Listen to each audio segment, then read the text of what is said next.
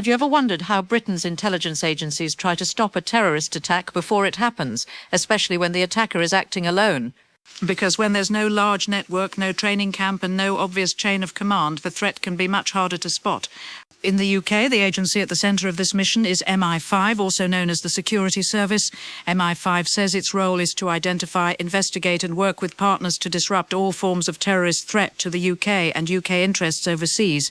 In practice, that means MI5 is not working alone. It operates closely with Counter Terrorism Policing, and in London their teams are co-located in the Counter Terrorism Operations Centre, where intelligence and policing can be combined quickly. But here's the key question.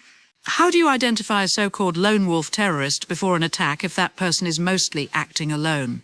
The first thing to understand is that lone wolf can be a misleading term. Even when someone plans violence by themselves, they are often not completely isolated. They may have consumed extremist propaganda online, shown troubling behaviour to friends or relatives, made suspicious statements, researched targets, or come into contact with other authorities for completely different reasons. Publicly, MI5 and UK counter-terrorism bodies describe the threat picture as one that includes people inspired by a range of ideologies, and they stress that stopping attacks depends on intelligence, partnership work and public reporting, not on some magical ability to read minds. So the real answer is this. MI5 identifies potential lone actor threats by joining up fragments of information. Not one clue, not one algorithm, not one dramatic movie moment. Fragments. That might begin with intelligence from one of several sources. A family member may report worrying behaviour. A school, university, workplace or healthcare professional may notice signs that someone is becoming fixated on violence or extremist ideology. A member of the public might report suspicious conduct to counter-terrorism policing, or information might emerge during another investigation. The UK government's Prevent and Act early guidance both emphasise that people at risk of radicalisation are often first noticed by those around them and that referrals are meant to happen before criminal violence occurs. That is one of the most important points in this whole story. Many attacks are disrupted not because the attacker was a criminal mastermind, but because someone noticed something and spoke up. Now, once information comes in, MI5 and police do not automatically treat every worrying person as an imminent terrorist. The system is designed to assess risk. Some cases are handled through safeguarding and support mechanisms, especially where the concern is vulnerability to radicalisation rather than an active attack plan. In the UK, Prevent exists as part of the wider Contest counter-terrorism strategy, and official guidance describes it as an early intervention process to support people susceptible to radicalisation. Counter-Terrorism Policing's Act early guidance also says that in many cases the right response may involve mental health services, youth workers, social services, schools or local partners rather than a criminal investigation. That means MI5's challenge is not simply to find dangerous people. It is to work out who is merely expressing extreme views, who is vulnerable, and who may actually be moving toward violence. And that distinction matters. Because in a democratic society, intelligence agencies cannot just monitor everyone who says something offensive online.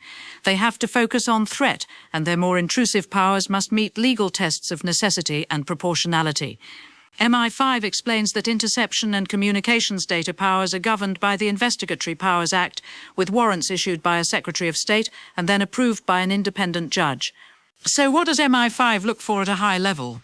Not secret tradecraft, not some public checklist of exact thresholds, but broadly speaking, agencies are trying to answer a few core questions. Is this person becoming fixated on violence? Are they moving from rhetoric to intent? Are they taking real-world steps that suggest capability or preparation? And are there signs that the timeline is accelerating? The line for that assessment is never about one factor alone. It is about pattern, context and change over time. For example, a person may consume extremist material for months without mobilizing to violence. Another may suddenly intensify, becoming obsessed with a grievance, expressing admiration for previous attackers, talking about martyrdom or revenge, or trying to get closer to a target. The danger often lies not in any single signal, but in the combination. This is why MI5 places such importance on intelligence gathering.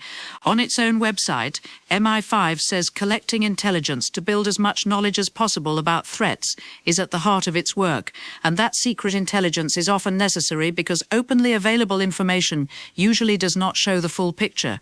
At the same time, the broader threat environment is large and complex. In his October 2024 threat update, MI5 Director General Ken McCallum said the UK was facing a highly complex environment with significant terrorism caseloads alongside rising state threats. In his October 2025 update, he again described near-record volumes of terrorism investigations. Those public statements matter because they show the scale of the problem. MI5 is not watching one or two suspects in a quiet landscape. It is prioritising among many live concerns. And that brings us to an uncomfortable truth. MI5 cannot monitor every potential extremist all the time. That is not how intelligence work functions. Resources are finite. Risk changes constantly. New people emerge quickly, especially in the online era. So instead of permanent blanket surveillance, the system relies on triage and prioritisation.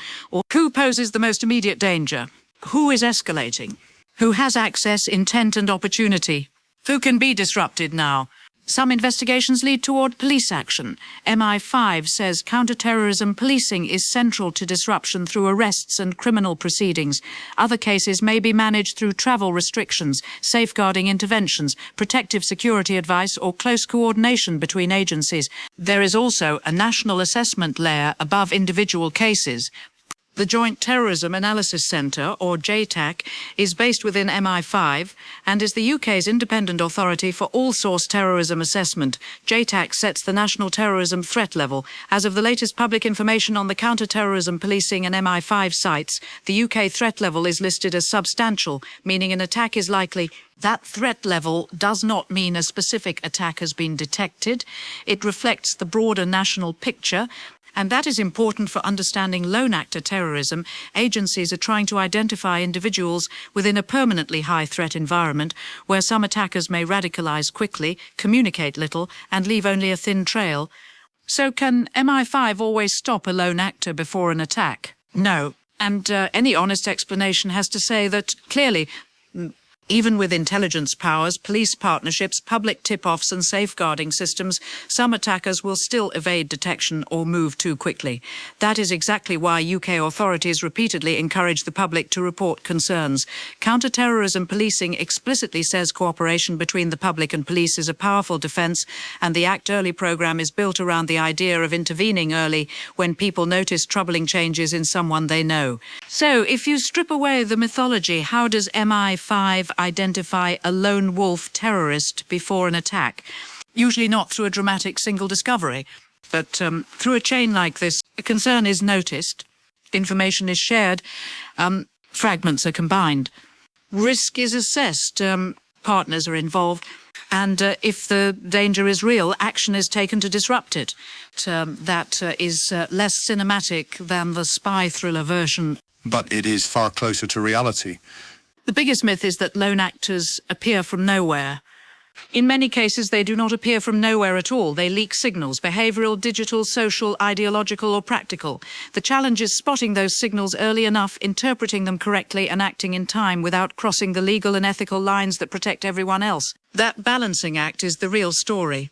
Not total surveillance, not perfect prediction, but an ongoing contest between detection, judgment and speed. And in that contest, MI5's job is not just to catch terrorists after the fact. It is to recognise when a person is shifting from anger to violence and to stop the attack before the rest of us ever know how close it came.